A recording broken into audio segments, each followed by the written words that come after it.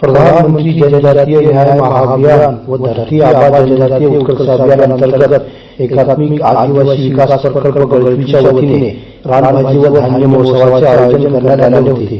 सदर महोत्सवात शेतकरी उत्पादक कंपनी, शेतकरी गट, महिला बचत गट यांनी विविध रानभाज्या, अन्नधान्य व वनस्पतीपासून बनलेल्या वस्तू व पदार्थ यांची विविध स्टॉल लावले होते, ज्यामध्ये प्रकल्प संचालक आत्मा गळचुरी कार्यालयाच्या मार्गदर्शनात शुभवान शेतकरी उत्पादक कंपनी लिमिटेड उच्चेरा यांनी लावलेला नैसर्गिक शेती पद्धतीने पिकवलेला अन्नधान्याचा स्टॉल आकर्षण ठरत होता।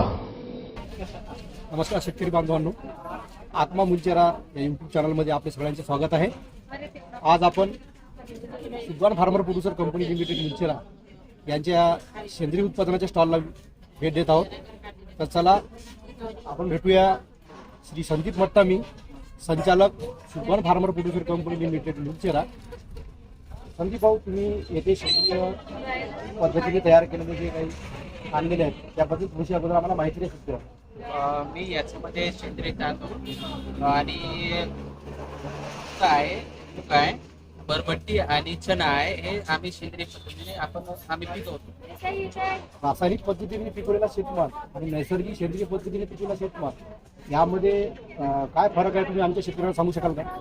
जो नैसर्गिक याच्यामध्ये आम्ही सगळ्या घरच्या घरी आम्ही वापरतो। याच्यामध्ये बियामृत म्हणा, गांडूखत म्हणा, दशपर्णी म्हणा आणि निंबोडे म्हणा, ह्या आम्ही घरच्या घरी बनवतो। त्याच्यामुळे रासायनिक खत याच्यामध्ये कसं ते आपण ते जास्त किमतीचे आपण कमी किमतीमध्ये आपण वापरल्यामुळे नैसर्गिक शेती ती आपल्याला परवडण्यात जाते। मला एक सांगा, नैसर्गिक शेतीने उत्पादित केलेला शेतमाल आणि रासायनिक पद्धतीने शेतमाल याच्यामध्ये जास्त शेतकऱ्याचा फायदा कशामध्ये? याच्यामध्ये नैसर्गिक पद्धतीने जर पिकवलेला शेतमाल हेच मला तर मनात वाटेल की नैसर्गिक पद्धतीनेच पिकवलेल्या शेतमालावर चांगला असा क्वालिटी असतो असं मला वाटतं। आता मला सांगा, तुम्ही सकाळपासून इथे स्टॉलवर आहात, तर तुम्हाला ग्राहकांची कशी मागणी वाटते? की मी सकाळपासून इथे होतो, माझ्या हे इथं अर्धा जो माल आहे ते पूर्ण सगळे विकले गेलेले आहे। अर्ध्या दिवसामध्ये सगळं म्हणजे अर्धा विकला गेला आहे माझा माल।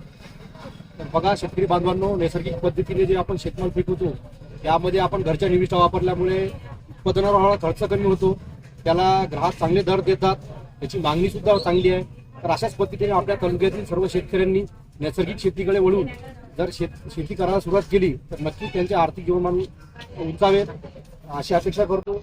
आणि संदीप भाऊ, तुमच्या पुढच्या वाटचालीस आम्ही शुभेच्छा देतो। धन्यवाद।